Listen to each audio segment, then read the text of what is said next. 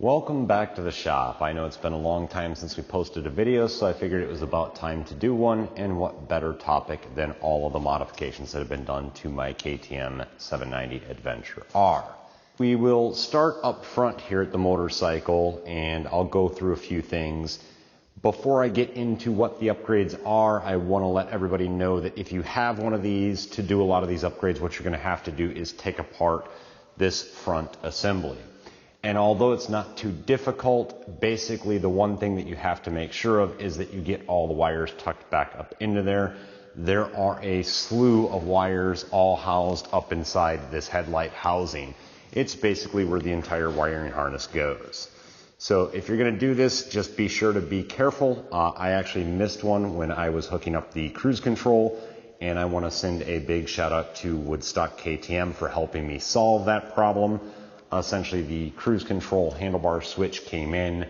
I was anxious to get it installed, so I picked up the part as opposed to waiting for them to do the install. I wired it all up. I wound up missing a plug. I had to take it into them for activation, and they were very kind and helpful about getting the problem solved with the missing wire. It did require disassembling the front headlight assembly again, but they were a great sport about it. So that is the first modification, is the cruise control. Obviously, all of these do come with cruise control ready or enabled, or ready to be enabled, I should say. However, what they don't come with is the handlebar switch. You have to swap the stock handlebar switch where the controls are for the KTM My Ride app, the turn signals and the horn, to get the one with the cruise control switch. And so therefore what you have to do is take the old switch off, put the new one on, run all of your wires, disassemble the front end, wire it all up, and then you have to take it to a KTM dealer to then have the software activated to be able to enable the cruise control functionality, even though the bike does technically come with it. So that's something to be aware of. Moving in from the cruise control, the next change, and a lot of this stuff got brought over from my KTM 1090.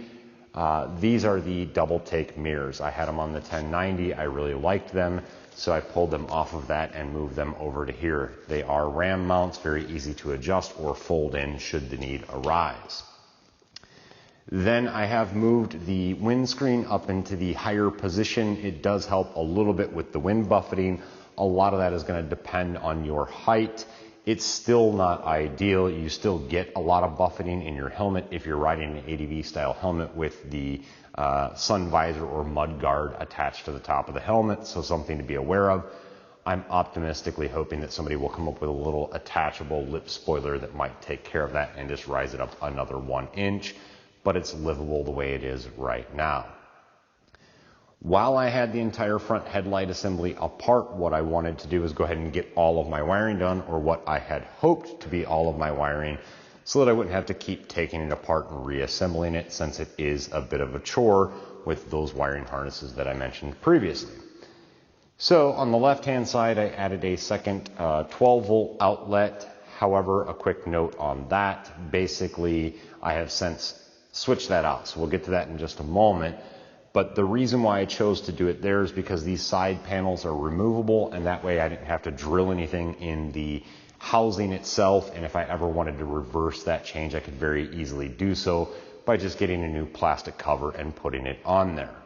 Then on the other side, what I did is I took advantage of this spot over here, and I put in another ram ball mount. This is actually a 1/4-20 mount, so I just took the cover off and then drilled a hole, put a screw through, and just put a ram mount ball so that I could attach various items over here. Currently I have that set up with a hot shoe. That's for my filming purposes. It allows me to put the microphone on there if I want to, or a light or something else for filming purposes. But again, it is a ram mount, so you can use it for pretty much anything you want.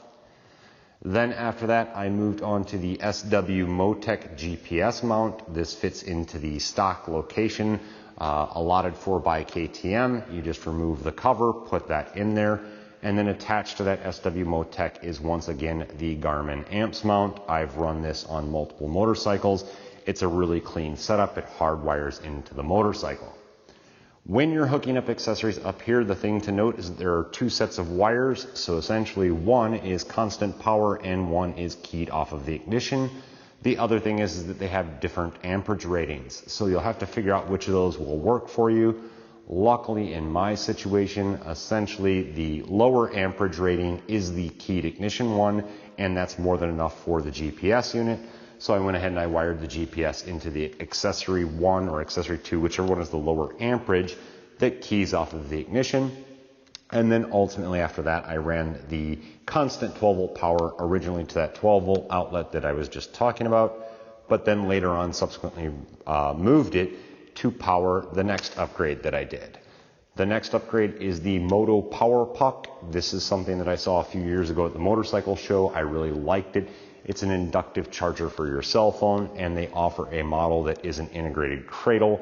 The cradle is made by, I believe, Hondo mounts. I'll look it up and put the details on the screen here.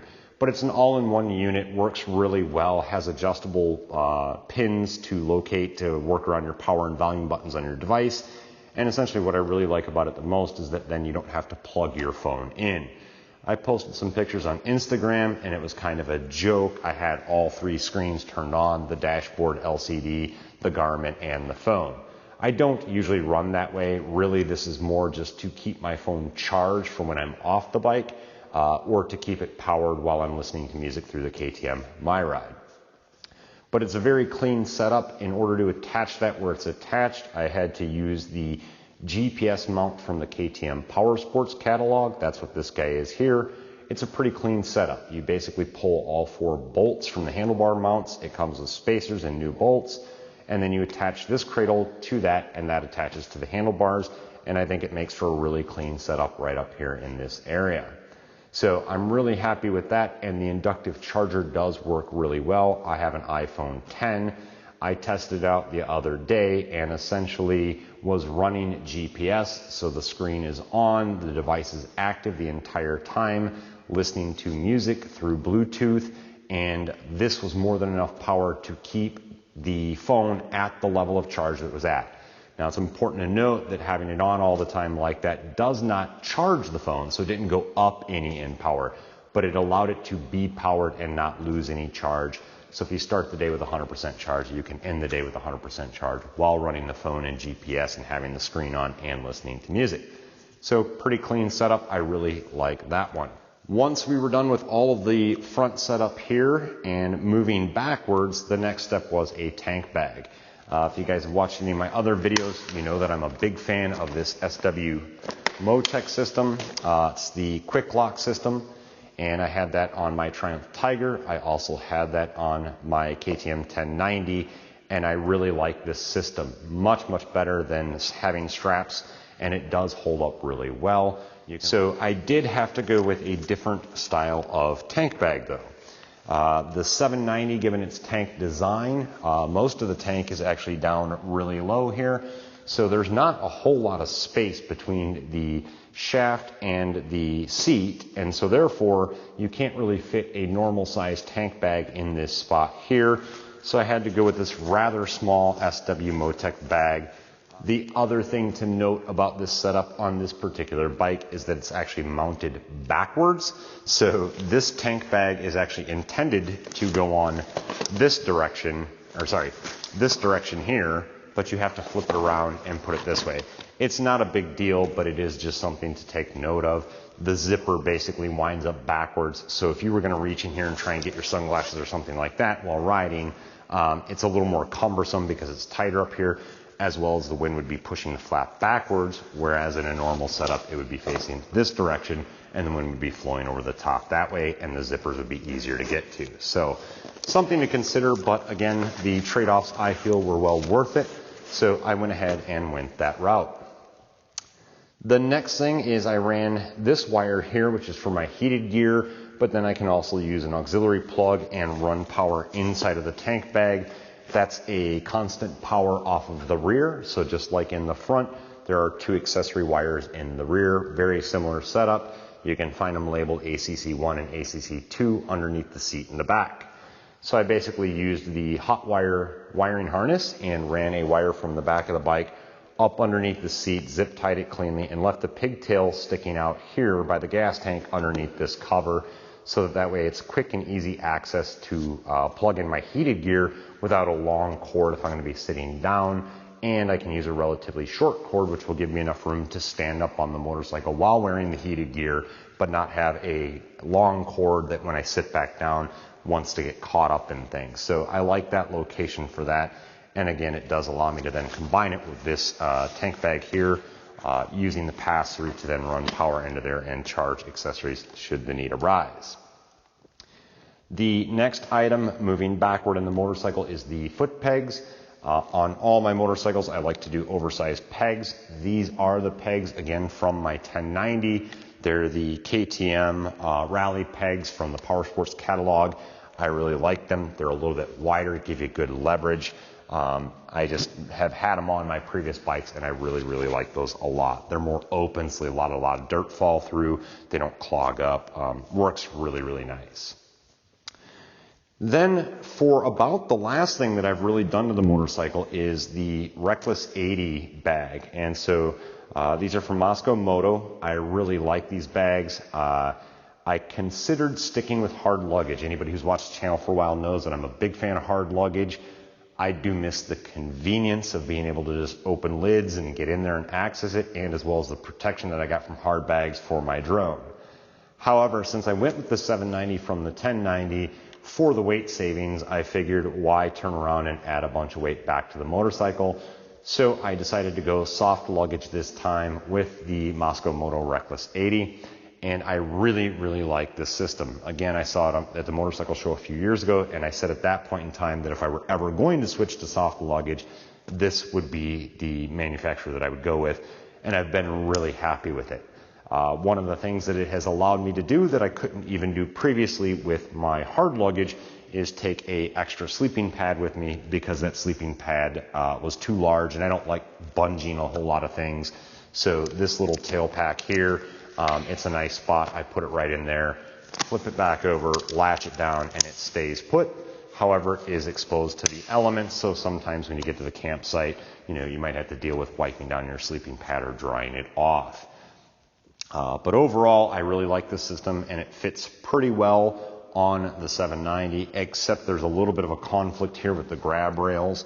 I might take those off because of that. You can kind of work around it, but I think this would be a little bit better positioned if I were to remove the rear grab rails. With the grab rails on there, you have to kind of just tuck the sides underneath there. It does still work and works well, but I think it would be a little bit easier to get these side bags out if those were off of there, and there are spacer kits available to be able to remove those. So that again is something that I would consider. It's really easy to put on and take off the bike. Their system and their strapping system is just phenomenal. Everything has Velcro ties for all of these spots. Makes it really easy to roll up the extra strapping material and keep it from blowing around in the wind. That's one of the reasons why I don't typically like straps, is because they tend to be a pain to try and keep them cinched down, but then not flapping around the wind. And just this design that they've done works really, really well. It gives you that ability to cinch them down and clean up that extra strap. You get two side bags, and you also get the top bag with this system here. They do have other bags that you can then use the molly weaving or these straps back here to further attach another bag, which I actually may consider for longer trips.